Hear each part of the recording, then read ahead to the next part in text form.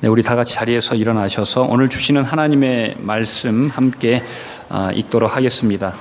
오늘 주시는 하나님의 말씀은 창세기 21장 1절부터 6절 말씀이고요. 말씀의 제목은 믿음을 붙드는 삶입니다. 우리 한 절씩 교독하시겠습니다.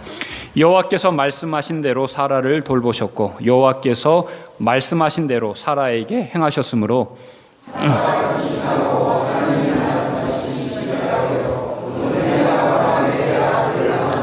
아브라함이 그에게 태어난 아들 곧 사라가 자기에게 낳은 아들을 이름하여 이삭이라 하였고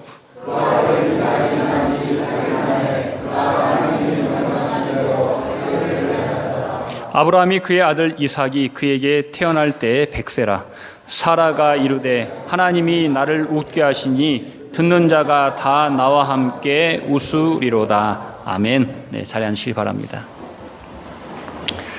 네, 한 주간 잘 지내셨습니까?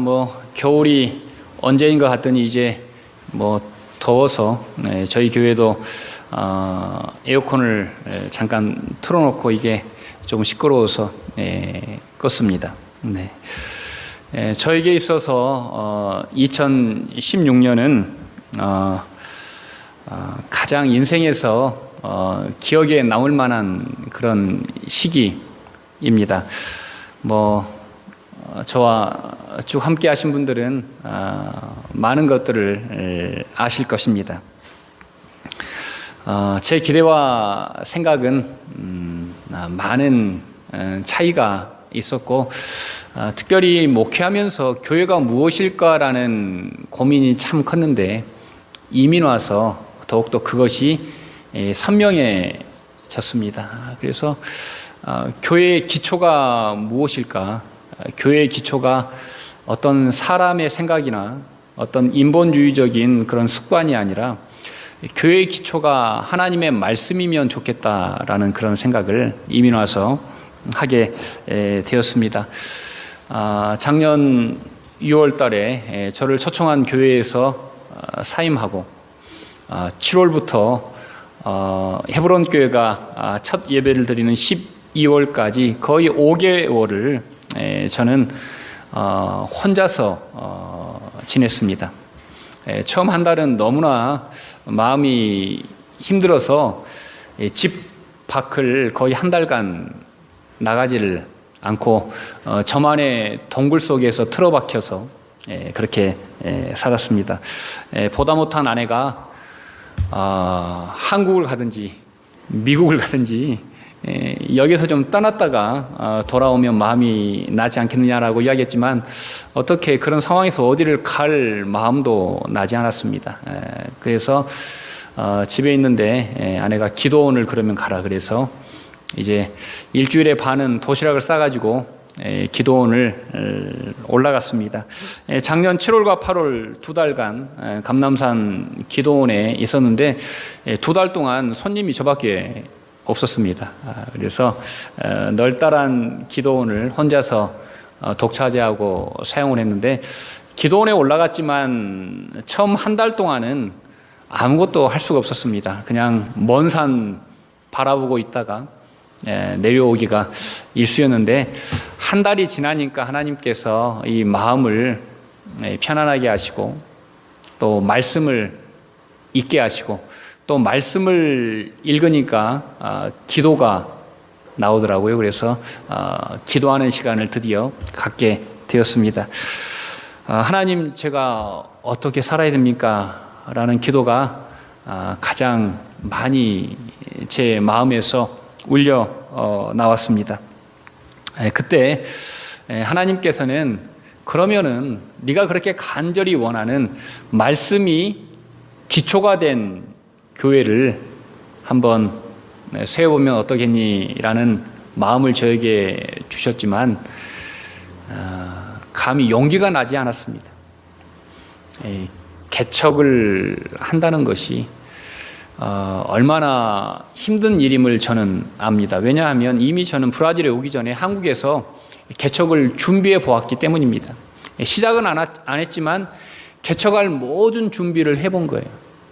그래서 한국에서조차 개척이 어려운데 하나님 브라질에서 저에게 개척하라고 하시는 건 아니시죠? 라면서 애써 그 마음을 외면했습니다.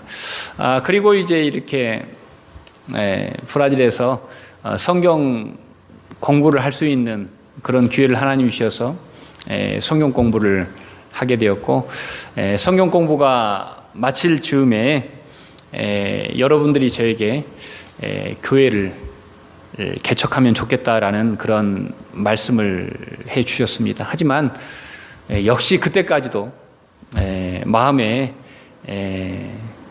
확신이 서지 않아서 제가 속으로 기도했습니다. 하나님, 이 성경 내비게이션이 3달 끝나고 마지막 예배 드릴 때 제가 결정할게요. 그런데 마지막 예배를 드리고도 결정을 못했습니다. 그리고 한 주간을 더 하나님께 기도했습니다. 제가 곰곰이 생각해 봤어요. 왜 개척을 너는 시작할 수가 없냐? 그러니까 그 당시에 저에게 가장 저를 붙잡았던 생각이 뭐였냐면, 개척하다가 안 되면 어떠냐는 생각이 너무나 강했던 거예요. 이역만리까지 와서 개척했는데 안 되면 어떻게 하나. 그리고 이미 브라질에서 교회가 나눠지거나 깨지지 않고 개척된 교회들이 1년을 넘기지 못하고 사라지는 것을 너무 봤기 때문에 너무 그게 힘들었습니다. 나름 지금까지 폼생폼사로 살았는데, 이게 김성홍 현이가 브라질에 와서 개척하다가 이렇게 끝났다라는 그런 말을 너무나 듣기가 싫었던 것입니다.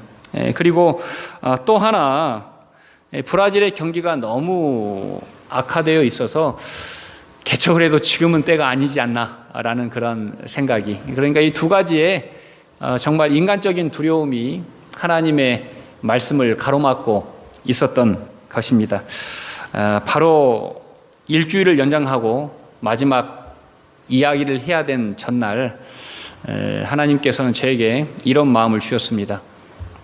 너는 내 종으로 사는 것이 부끄럽구나. 이것이 하나님이 저에게 주신 말씀이었어요.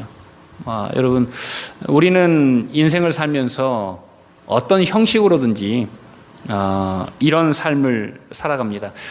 제 페이스북 친구 중에 한 분이 삼성 이건희 회장이 비서가 계시는데요. 그분 프로필에 보면 다른 모든 것들은 생략했고요. 자기 학력도 생략했지만 딱 한 줄 있습니다. 이건희 회장 비서. 이게 그 사람이 자랑스러운 프로필입니다. 외국 유학까지 갔다 온 사람이에요. 제가 그걸 보면서 큰 깨달음이 왔어요. 누구의 종으로 내가 살고 있는가? 어떤 사람은 이 땅 가운데 이름 있고 힘 있는 사람의 종으로 사는 것을 너무나 자랑스러워하고 그걸 이렇게 자랑을 하는데, 나는 정말 온 천지를 창조하시고 크고 어미하신 하나님을 믿고 그분을 섬기는 종으로 산다고 하는 사람이 실상은 종으로 살기가 싫은 거예요.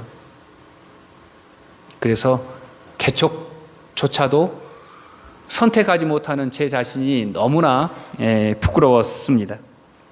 하지만 그 말씀에 제가 하나님께 그랬어요. 하나님, 제가 종으로 살게요.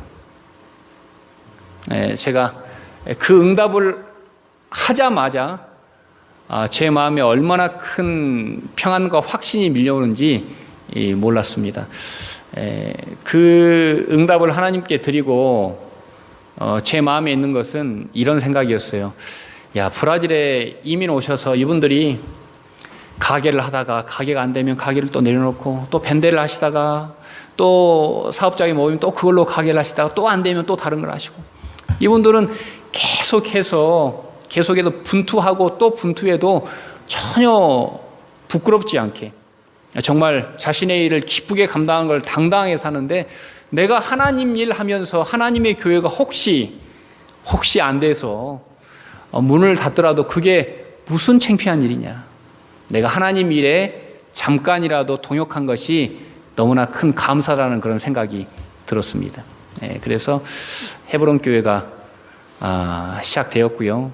헤브론 교회는 상하고 지친 많은 분들이 말씀을 기초로 한 교회를 위해서 모인 교회가 바로 헤브론 교회입니다. 많은 분들이 궁금해하세요. 헤브론 교회가 어떻게 개척해서 잘 지내고 있는가? 어떤 어려움은 없는가? 그런데 여러분도 잘 아시겠지만 헤브론 교회는 지난 9개월 동안 하나님의 크신 은혜 가운데 잘 지내고 있습니다. 다양한 분들이 모였지만 또 다양한 상처를 가진 분들이 모였지만 이 교회는 제가 예배할 때 느끼는 것은 우리 교회는 참 하나구나라는 그런 마음을 늘 갖습니다. 그 이유가 뭐냐면 이 자리에 모인 분들이 하나님의 말씀 앞에 모였기 때문입니다. 앞으로도 헤브론 교회가 하나님 말씀을 기초로 하고 각자의 다양함은 은사로 남고 정말 오직 한 가지 하나님의 말씀이 바르게 서는 교회가 되시기를 간절히 기도드립니다. 저는 아브라함 설교를 이제 오늘로 12주, 다음 주에 이제 아브라함 13주로 마무리를 하게 되는데요. 하나님의 말씀을 붙드는 것이 무엇인가에 대해서 오늘 함께 나누기를 원합니다. 창세기 21장 1절 전반부를 보면 여호와께서 말씀하신 대로 사라를 돌보셨다라고 성경은 기록하고 있습니다. 여기 문장을 보면 여호와 하나님이 주어입니다. 그러니까 이 말씀하신 주체가 누구시냐면 하나님이다라고 성경은 기록하고 있습니다. 말을 누가 하느냐에 따라서 말의 권위가 달라집니다. 늘 거짓말하고 속이는 사람이 하는 말과 정직한 사람이 하는 말이 전혀 다릅니다. 그렇다면 인간이 하는 말과 하나님께서 하신 말씀은 더더욱 다르다는 것을 우리는 믿어야 합니다. 저는 목사지만 제 말에 책임을 지지 못할 때가 참 많습니다. 어제는 참 오후 내내 마음이 안 좋았습니다. 이 자리에 우리 막내 겸이가 없지만 제가 겸이에게 시건했어요. 겸이에게 약속을 해놓고 제가 그 약속을 지키지 않았습니다. 겸이 친한 친구가 생일 잔치를 아이들이 축구를 좋아하잖아요. 그러니까 축구장을 빌려가지고 어제 생일 잔치를 하는 날입니다. 제가 데려다 주겠다고 약속을 했습니다. 그런데 어제 겸이가 이 두 가지 일로 바빴어요. 첫 번째는 이 교회대항 축구 시합에 선수로 나갔습니다. 그래서 형들 누나들은 학교 가야 되고 토요일인데도 또 다른 약속이 있어 응원을 못 간다고 저희 부부에게 응원을 맡겼어요. 그러니까 또 안 갈 수가 없잖아요. 그래서 아침부터 가서 점심까지 응원을 했는데 겸이가 집으로 와서 샤워를 시키고 이제 점심 먹고 쉬어라 그랬는데 아빠 오늘이 그날이래. 무슨 날? 우리 친구 축구장 빌려서 파티하는 날이 오늘이래요. 그래? 불현하게 주소를 받아서 찍어봤더니 40분이 더 걸려요. 그리고 차가 막혀서 1시간은 걸리겠어요. 왔다 갔다 2시간, 또 5시 반에 데리고 와야 된대요. 또 왔다 갔다 2시간. 야, 아빠 주일 예배 준비해야 되는데 아침부터 점심까지 아무것도 못하고 또 이걸 해야 돼? 근데 얘가 이제 얼굴이 그냥 죽을 상이 됐습니다. 그래서 차를 태우고 봉해지로 나갔는데 봉해지로 앞을 차가 못 빠져나가요. 그래서 돌아왔습니다. 집으로 돌아왔는데 겸이가 입이 이렇게 나와가지고 말을 안 해요. 그래서 저도 이거 예배를 핑계로 집으로는 돌아왔는데 마음이 편해야지 뭐가 되죠. 그래서 아무것도 못했어요. 5분 내내. 그러다가 거실에 나가서 겸이를 붙잡고 정식으로 사과했습니다. 미안하다. 아빠가 약속을 못 지켜서 미안하다라고 겸이에게 사과를 했는데요. 민수기 23장 19절을 보니까요. 하나님은 인생이 아니시니 시건치 않으시고 인자가 아니시니 후회가 없으시도다. 어찌 그 말씀하신 바를 행치 않으시며 하신 말씀을 실행치 않으시랴라고 말씀하고 있습니다. 우리가 믿는 하나님은 그 말씀을 온전히 지키시고 실행하시는 하나님이다라고 성경이 기록하고 있습니다. 그 하나님이 어떤 하나님이시냐? 오늘 본문에 보니까 돌보시는 하나님이시다라고 기록하고 있습니다. 이 돌보다라는 이 히브리어 동사가 아주 유명한 파카드라는 동사입니다. 그러니까 이 돌보다라는 원래 이 파카드라는 뜻은 방문하다라는 뜻이에요. 방문하다, 찾아오다라는 뜻입니다. 세상의 다른 신들을 만나기 위해서 우리 인간들은 그 신들을 찾아갑니다. 산에 있으면 산으로 찾아가고 들에 있으면 들로 찾아갑니다. 그래서 많은 순례자들이 각자의 신을 찾아서 순례 여행을 떠납니다. 특별히 네팔이나 이런 데 가보면 오체투지를 해요. 오체투지가 뭡니까? 사람의 신체 5군데를 땅에 닿으면서 그 곳까지 가는 거예요. 예전에 그 다큐를 보니까 이분들이 보통 그 길이 600km에서 1000km가 돼요. 그런데 그 길을 어떻게 가냐면 걸어가는 것도 아니고 뛰어가는 것도 아니고 자전거로 가는 것도 아니고 오체투지로 가는데 무릎, 그러니까 양 무릎과 양 팔꿈치와 이마가 땅에 닿아야 돼요.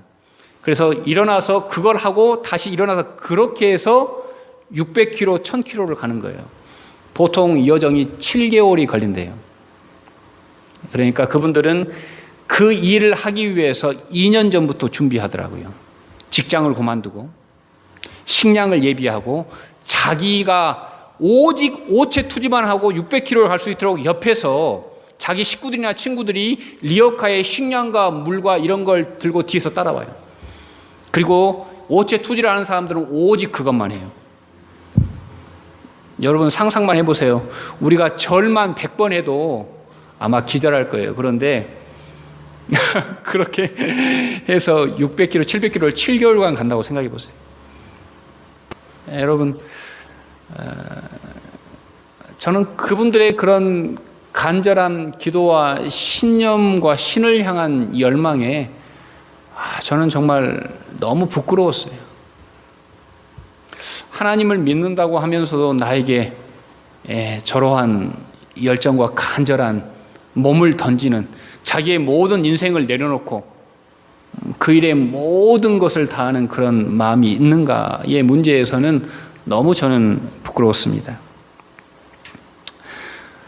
오늘 본문은 우리 하나님은 인간이 찾아가는 분이 아니라 우리 하나님께서는 인간을 찾아오시는 분이라고 기록합니다. 그것이 이 세상에 있는 다른 신과 우리 하나님의 차이점입니다. 우리 하나님은 우리 각자를 방문하시는 하나님이십니다.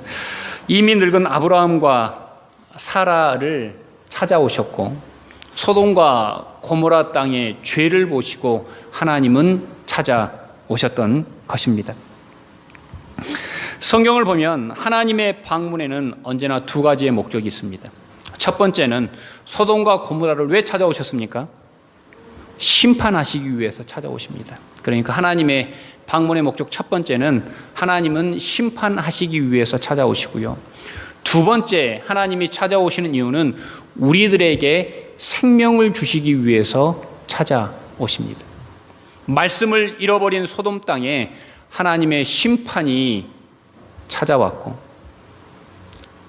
똑같은 죄인이었고 똑같은 실수를 한 아브라함과 사라였지만 그럼에도 불구하고 하나님의 말씀, 하나님의 언약을 붙들고 살았던 아브라함과 사라에게는 하나님께서 찾아오십니다. 생명을 주시기 위해서, 이삭을 주시기 위해서 찾아오시는 하나님을 우리가 만날 수 있습니다. 우리는 지금 참 힘든 시기를 살아가고 있습니다. 저는 하나님이 성경에 보면 늘 힘들고 기근의 때 하나님이 찾아오시더라고요. 바라기는 여러분들이 말씀을 소유하심으로 하나님이 주시는 생명을 만나시기를 간절히 기도드립니다. 두 번째로 우리가 하나님의 말씀을 붙든다는 것이 무엇이냐? 그것은 바로 하나님의 크신 능력을 우리가 바라보는 것입니다. 창세기 1장 하반절 한번 같이 한번 읽어볼까요? 자, 시작. 여호와께서 말씀하신 대로 사라에게 행하셨으므로, 자, 하나님께서는 말씀을 붙드는 자에게 능력을 베푸십니다. 그렇다면 어떤 사람이 하나님의 말씀을 붙들 수 있습니까? 여러분들 경우를 한번 생각해 보세요. 여러분, 우리가 어떨 때 하나님의 말씀을 붙들 수 있습니까? 바로 그것은 하나님의 능력이 크심을 믿는 사람만이 하나님의 말씀을 붙들 수 있습니다. 1절에 나오는 행하셨다. 하나님이 말씀대로 행하셨다. 하나님께서 말씀대로 그분의 능력을 행하셨다라는 이 행하다라는 히브리어 아사는 사람이 그 동사에 붙으면 인간의 불확실성을 나타내는 동사가 되지만, 그 아사라는 단어에 하나님이 붙으면 하나님의 완전한 성취를 나타내는 동사로 바뀝니다.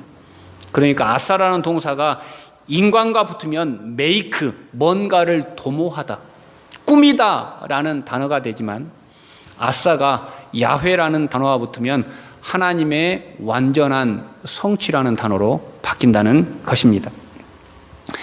2절을 보면 노년에 사라가 임신하고 아들을 낳았다라고 기록합니다. 그때가 어떤 때입니까? 하나님의 말씀의 역사가 시작된 때가 어떤 때입니까? 바로 그때는 사라와 아브라함이 늙어서 소망이 없어진 때입니다. 하나님이 역사하는 때는 바로 인간의 모든 능력을 내려놓고 하나님의 크신 능력을 바라보는 때 하나님의 역사가 시작되는 것입니다. 사무엘상 17장은 우리가 너무나 잘 아는 내용이 기록되어 있습니다. 여러분, 사무엘상 17장에 어떤 얘기가 나올까요? 바로 다윗과 골리앗의 이야기가 나옵니다. 죄송한데 좀 시끄럽더라도 에어컨을 좀 틀어주십시오. 에어컨을 지난주에 고치러 왔는데 이 소리를 못 잡았어요. 그래서 저희가 이 소리 때문에 에어컨을 틀고 있지 않은데, 오늘 보니까 너무나 많이 더우들 하셔서 조금 소음이 나더라도 양해해 주시면 감사하겠습니다. 자, 우리는 어떤 환경 속에서도 실은 우리가 어떻게 집중하였냐에 따라서 그 말씀을 들을 수 있는 것 같습니다. 자, 17장은 다윗과 골리앗의 이야기인데요. 다윗은 아버지의 심부름으로 엘라 골짜기에서 전쟁 중인 형들을 찾아갑니다. 도시락 들고 위문품 들고 찾아가는 거예요. 그런데 바로 그때가 이스라엘 군대로서 가장 절대 위기의 상황입니다. 그런데 그 위기의 상황에 하나님이 힘이 세고 놀라운 용사를 등장시키는 것이 아니라 형들의 도시락을 들고 오는 어린 소년 다윗을 등장시키고 있습니다. 그 어린 다윗을 보고 아무도 하나님의 뜻을 볼 수 있는 사람이 없습니다. 심지어 사울왕조차도 다윗의 등장을 전혀 신경 쓰지 못합니다. 사무엘상 17장 32절과 33절을 한번 제가 읽어드리겠습니다. 한번 보십시오. 다윗이 사울에게 말하되 그로 말미암아 사람이 낙담하지 말 것이라 주의 종이 가서 저 블레셋 사람과 싸우리이다 하니 사울이 다윗에게 이르되 내가 가서 저 블레셋 사람과 싸울 수 없으리니 너는 소년이요 그는 어려서부터 용사임이니라. 자, 이 말씀을 앞에 있는 이름을 빼고 읽으면요, 누가 사울이고 누가 다윗인지 헷갈립니다. 꼭 다윗이 왕 같아요. 다윗은 사울 왕에게 골리앗보다 크신 하나님을 바라보라고 지금 말하고 있고, 사울은 다윗에게 골리앗보다 작은 너를 바라보고 그냥 가라라고 이야기를 하고 있는 장면이기 때문입니다. 목동에게는 왕의 시선이 있는데 정작 왕에게는 목동의 시선조차도 없는 일이 오늘 본문에 기록되어져 있습니다. 여러분, 다윗과 사울 왕의 이 믿음의 차이가 어디에서 생깁니까? 바로 그것은 하나님을 어떤 하나님으로 바라보느냐의 차이가 이들을 이들의 차이를 만들었다는 것을 우리가 알 수 있습니다. 사울은 하나님의 능력을 믿지 않습니다. 그래서 자신에게 있는 지위, 많은 군사, 그리고 갑옷과 칼이 있어도 그는 골리앗 앞에 나아갈 수가 없습니다. 그런데 다윗은 아무것도 없습니다. 지위도 없고 나이도 어리고 칼도 없고 방패도 없고 갑옷도 없어요. 그럼에도 불구하고 다윗은 골리앗 앞에 당당히 나가는 것을 우리는 볼 수 있습니다. 하나님의 능력을 바라보는 사람은 자신의 약함이 어떤 문제가 되지 않습니다. 아브라함과 사라가 하나님의 능력을 바라볼 때 오늘 본문에 나오는 것처럼 100세나 99세의 그들의 나이는 아무런 문제가 되지 않았던 것입니다. 우리 헤브론 교회도 마찬가지입니다. 그리고 저도 마찬가지입니다. 우리 교회가 하나님의 크심을 바라볼 때 하나님의 완전한 행하심, 성취를 맛볼 수 있기 때문입니다. 지금 헤브론 교회는 중요한 기로에 서 있습니다. 이 교회가 인간의 아싸, 인간의 도모로 끝날 것인가, 아니면 하나님의 아싸, 하나님의 약속의 성취로 끝낼 것인가의 기로점에 우리는 서 있습니다. 어떤 일을 하기 전에 늘 저는 이런 이야기를 듣습니다. 목사님, 우리는 못합니다. 아직 안 됩니다. 이런 말을 우리는 너무나 편안하게 쉽게 합니다. 왜냐하면 지금까지 수십 년을 믿었지만 그렇게 살았기 때문입니다. 그런데 여러분, 우리는 지금 헤브론 교회에 있습니다. 우리는 하나님 앞에 말씀을 기초로 한 교회, 하나님의 말씀이 이루어지는 교회에 우리는 함께 모였습니다. 왜요? 하나님의 말씀이 이루어진 걸 보기 위해서 모인 거예요. 그런데도 똑같이, 예전과 똑같이 말씀을 뒤로 하고 인간의 도모로 다른 것들을 막으면 그건 우리는 이미 모순에 서 있는 것과 별반 진배가 없습니다. 사랑하는 여러분, 저는 우리 교회의 선교가 인간적인 능력과 시선에서 끝나지 않고 하나님의 크심을 바라보는 선교로 완성되기를 원합니다. 그러기 위해서 지금 우리가 할 일은 딱 하나입니다. 우리의 능력을 보지 않고 하나님의 하실 능력을 생각해 보는 겁니다. 내 생각에는 이 일이 별로지만 하나님이 생각하실 때 이 일이 어떻게 귀결될 것인가를 기도해 보는 것입니다. 그 일을 하지 않고 스톱을 말하거나 그 일을 하지 않고 안 된다고 말하면 그것은 하나님 앞에 도리가 아님을 우리는 알아야 합니다. 더불어 우리의 예배가 사람들을 향한 행함이 아니라 하나님의 말씀을 붙들므로 하나님의 뜻이 이 땅 가운데 펼쳐지는 하나님의 온전한 말씀의 성취의 장이 되기를 간절히 원합니다. 저는 우리 헤브론 교회가 그런 교회로 아름답게 서가기를 원합니다. 그런 교회에 하나님은 분명 하나님의 능력을 주실 줄로 믿기 때문입니다. 자, 우리 마지막으로 한 가지 더 생각해 볼 것은, 그렇다면 하나님의 말씀을 붙드는 삶이라는 것은 무엇을 위한 것인가를 우리는 생각해 보아야 합니다. 자, 창세기 21장 4절 한번 같이 한번 읽어볼까요? 자, 시작. 그 아들 이삭이 난 지 8일 만에 그가 하나님이 명령하신 대로 할례를 행하였더라. 자, 말씀을 붙드는 삶이라는 것은 하나님의 말씀을 실천하는 삶이라는 거죠. 그런데 하나님은 이삭이 태어나고 첫 명령이 무엇입니까? 할례를 행하라는 것입니다. 이게 저는 중요하다고 저는 생각합니다. 자, 자신이 가장 사랑하는 아들에게 해주고 싶은 게 많아요. 아마 부모 같으면 애들이 태어나면 가장 먼저 잔치를 할 겁니다. 그런데 하나님은 이삭에게 가장 먼저 명령한 것이 잔치가 아니라 할례예요. 할례는 다른 말로 하면 베어내는 것이고 잘라내는 것이고 깎아내는 것이고 도려내는 거예요. 할례는 아픕니다. 할례는 잔치가 아니라 어찌 보면 죽음에 가까운 경험이었을 것입니다. 저는 이 부분에서 믿음이 무엇인가에 대해서 깨닫게 되었습니다. 믿음이라는 것은 할례입니다. 믿음이라는 것은 내 것을 잘라내는 것입니다. 하나님은 아브라함에게 이삭의 할례를 명하셨습니다. 믿음은 나의 욕망과 생각을 깎아내는 일이기 때문입니다. 그것은 바로 하나님께서 우리 인생의 결론이 어떤 소유에서 끝나지 않고 우리 인생이 하나님 앞에 믿음의 바른 존재로 서기 위한 하나님의 명령이 바로 할례입니다. 우리는 늘 두 가지 길에서 헷갈립니다. 소유하는 인생, 성공하는 인생을 살 것인가? 아니면은 나누고 주고 내가 없어지는 주님과 같은 인생을 살 것인가의 문제 앞에 우리는 늘 갈등합니다. 저는 이때마다 생각나는 사람이 한 명 있는데요.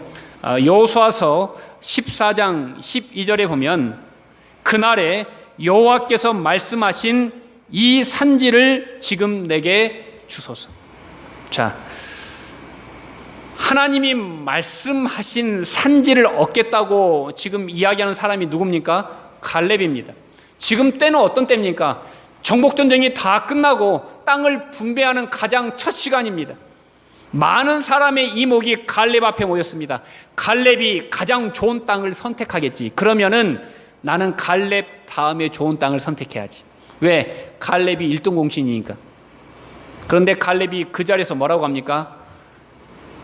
여호수아시여, 저에게 하나님이 저에게 약속하신 땅이 있는데 그 땅은 강남에 있는 쌍파울 시내에 있는 노른자 땅이 아니라 저기 척박한 산지인데 그 땅을 저에게 주셔야 하겠습니다 라고 이야기를 하고 있는 것입니다. 여러분, 이걸 다른 말로 표현하면 자기 생사를 깎아먹는 일입니다. 자기 땅은 정말 좋은 땅인데 이 땅을 버리고 남들이 포기하고 두려워하는 기럇 아르바를 그 산지를 갖겠다는 것입니다. 여러분, 이게 믿음입니다. 믿음은 하나님 제가 헌신했으니까 저에게 복을 주세요가 아니라 믿음이라는 건 하나님 제가 헌신했으니까 제가 충분히 누릴 수 있는 것을 받지 않겠습니다. 이게 바로 믿음입니다. 오늘 본문이 말하는 할례가 바로 이것입니다. 갈렙은 기럇 아르바라는 땅의 이름을 무엇으로 바꿉니까? 헤브론으로 바꿉니다. 여러분, 기럇 아르바는 기럇은 도시 성이란 뜻이고 아르바는 아낙 사람의 아버지란 이름도 있지만 원래 아르바는 넷이라는 뜻입니다. 그러니까 가나안에서 가장 거인 족속 네 부족이 연합한 나라가 기럇 아르바예요. 그러니까 이 기럇 아르바는 세상의 연합입니다. 세상의 강력한 부족의 연합인데 헤브론은 하나님과의 연합을 가리키는 단어예요. 갈렙이 그 땅을, 그 산지를 정복하고 헤브론이라는 이름으로 바뀝니다. 여러분, 저희 교회 로고를 기억하십니까? 저희 교회 로고는 십자가와 앞에 보시면 십자가가 있죠. 십자가와 옆에 일은 영어로 I입니다. I, 나라는 뜻입니다. 그러니까 우리 헤브론 교회 마크는 십자가와 나의 연합이라는 뜻이에요. 이게 그냥 H 헤브론을 형상한 그런 보통 수준의 로고가 아닙니다. 이 로고에는 우리 교회의 모토와 사명과 길이 숨겨져 있습니다. 이 로고는 영국 유학을 다녀온 제 제자가 만들어준 로고입니다. 목사님 교회의 사명이 뭡니까? 목사님 교회의 모토가 뭡니까? 우리 교회의 모토는 십자가의 길과 연합하는 교회야. 그래서 이 아름다운 이 로고가 완성이 되었습니다. 자, 여러분, 십자가와 헤브론 닮아 있습니까? 닮아 있지 않습니까? 닮아 있습니다. 십자가가 무엇입니까? 주님이 자신을 버림으로 우리를 살리신 곳이 십자가입니다. 헤브론이 어떤 곳입니까? 자기가 좋은 곳을 차지할 수 있지만 하나님의 말씀을 따라 척박한 산지를 선택한 곳이 헤브론입니다. 오늘 아브람에게 하나님이 잔치를 명하실 수도 있지만 그 사랑하는 독자 이삭에게 할례를 명하시는 하나님은 아브라함의 후손인 우리 그리스도인들이 이 땅 가운데 어떻게 살아야 할 것인가를 하나님이 몸소 보여주신 일임을 우리는 꼭 기억해야 합니다. 여러분, 이 단어를 들어보셨습니까? 컴패션. 컴패션은 아이들, 그러니까 기아나 전쟁이나 여러 가지 일로 죽어가는 아이들을 살리기 위해서 만들어진 단체인데, 여러분, 이 단체가 어디에서 시작된지 아십니까? 이 단체가 1952년 한국에서 이 단체가 시작되는 일이 발생합니다. 여러분, 1952년에 우리나라에 무슨 일이 있었습니까? 6.25가 있었는데요. 한창 전쟁할 때 스완슨이라는 시카고에서 사역하는 목사님이 이 장병들을 말씀으로 격려하기 위해서 한국에 집회하러 오셨습니다. 종로에 숙소를 잡고 이른 새벽에 잠이 오지 않아서 종로를 산책하는데 미군 트럭이 다니면서 막 쓰레기를 막 던지는데 순간 얼핏 보니까 사람 손 같은 게 쑥 들어가는 것 같더래요. 그래서 이 목사님 너무 놀래가지고 막 뛰어가서 여기에 지금 사람이 올라간 것 같다고 그러니까 이 분들이 뭐 영어를 알아들어야죠. 그래서 이분이 트럭으로 뛰어 올라갔어요. 근데 거기에서 그냥 아무것도 못하고 멍하니 서 있었대요. 왜냐하면 그 트럭 위에 그 전날 동사한 아이들 시체로 이렇게 산이 쌓여 있더래요. 그러니까 그 시체는 동사한 아이들을 시체를 이렇게 담는 트럭이었던 거예요. 1952년이면 지금 몇 년 전입니까? 불과 2세대 전에 그게 한국의 실상입니다. 그리고 그 트럭에서 아무것도 하지 못하고 서 있는 목사님에게 하나님께서 어떤 말씀을 주셨냐면, 너는 이제 미국으로 돌아가면 무엇을 할래? 라고 물으셨답니다. 그래서 그분은 집회를 마치고 미국으로 돌아가서 교회에서부터, 그리고 주위에 있는 교회들을 설득해서 컴패션, 고통을 함께 합시다 라는 운동을 시작합니다. 그리고 한국에서 1993년에 철수할 때까지 수십만 명의 아이들을 길러냈습니다.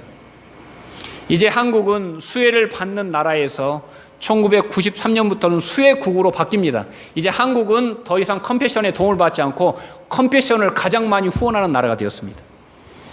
그리고 이제 컴패션은 한국을 제외한 다른 나라 25개의 국을 사역하고 있는데, 우리 브라질도 수혜국 중에 하나입니다. 브라질은 지금 도움을 받고 있어요. 컴패션에. 여러분, 이 국제단체의 시작이 한국에서 시작됐습니다. 한 사람이 하나님의 말씀을 붙들자 정말 많은 사람들이, 많은 생명이 살아나기 시작했다는 것을 우리는 이분을 통해서 만나보게 되었습니다. 자, 우리 창세기 21장 6절을 읽고 말씀을 마치도록 하겠습니다. 자, 시작. 사라가 이르되 하나님이 나를 웃게 하시니 듣는 자가 다 나와 함께 웃으리로다. 여러분, 하나님 오늘 말씀을 웃음으로 결론을 지으셨는데요. 우리는 지금 상당히 웃음이 없는 시대를 살고 있습니다. 경제적으로 궁핍하니까 사람들이 바짝 긴장하고 아주 다들 이렇게 그냥 너무나 여유가 없어요. 웃음이 이 한인 이민 사회에 아주 사라져가고 있습니다. 하지만 오늘 본문을 보면 우리 하나님의 말씀을 붙든 사람들에게 하나님이 주시는 것이 웃음이에요. 웃음을 히브리어로 하면 이즈아크이라는 뜻인데요. 이걸 우리는 그냥 발음 나누는데 이삭이라고 썼어요. 이삭은 웃음이라는 뜻입니다. 하나님은 우리를 웃게 하시는 하나님이신데 왜 우리를 웃게 하십니까? 이 끝절이 더 중요해요. 다 나와 함께 웃게 하기 위해서. 하나님이 우리에게 웃음을 주시는 이유는, 하나님이 나에게 이삭을 주시는 이유는 그걸로 내가 잘 먹고 떵떵거리고 누리고 살라고 주신 게 아니라 하나님이 나에게 이착 웃음을 주시는 이유는 그 웃음을 다른 사람들을 나누어서 웃게 하라고 주셨다는 겁니다. 그래서 여러분, 우리 믿는 사람들은 소유하기 위해서 복 받는 사람이 아닙니다. 우리 믿는 사람들은 나눠주기 위해서 복 받는 사람들이에요. 왜 아브라함이 복의 근원입니까? 아브라함이 그 복을 독식하지 않았기 때문입니다. 아브라함이 그 복을 나누어 주었기 때문입니다. 저는 우리 헤브론 교회가 웃음이 가득하기를 원합니다. 왜요? 우리만 좋자고 하는 게 아니라 정말 우리에게 있는 이 이삭이 이 땅에 있는 많은 사람들을 살려내기를 원합니다. 그 작은 웃음이었던 이삭은 나중에 다윗의 계보에서 예수 그리스도, 온 땅에 생명을 주는, 온 땅에 정말 진정한 영혼의 웃음을 주시는 예수 그리스도로 이 땅에 현현하십니다. 우리는 짧은 인생을 살아갑니다. 그리고 우리는 지금 2017년이라는 시간 속에 서 있습니다. 이 시기에 그 일을 하나님이 맡기신 분들은 다른 사람이 아닙니다. 아브라함이 아니고 모세가 아니고 바울이 아닙니다. 바로 우리들입니다. 이 귀한 사명을 기쁘게 감당하는 여러분과 제가 되시기를 간절히 축원드립니다. 같이 기도하시겠습니다. 참 좋으신 하나님, 감사합니다. 우리가 말씀을 붙들고 살기를 원하지만 어떻게 말씀을 붙드는지를 몰랐습니다. 오늘 말씀을 다시 한번 뒤돌아보면서 말씀을 붙들 수 있는 은혜를 주셔서 감사합니다. 하나님의 말씀, 우리를 찾아오시고 돌보시는 그 말씀을 통해서 많은 사람을 살려내는 우리가 될 수 있도록, 교회가 될 수 있도록, 우리의 기업이 될 수 있도록 하나님, 우리에게 한 번 더 웃음을 허락하여 주시옵소서. 이 모든 말씀 예수님 이름 받들어 간절히 기도드리옵나이다. 아멘.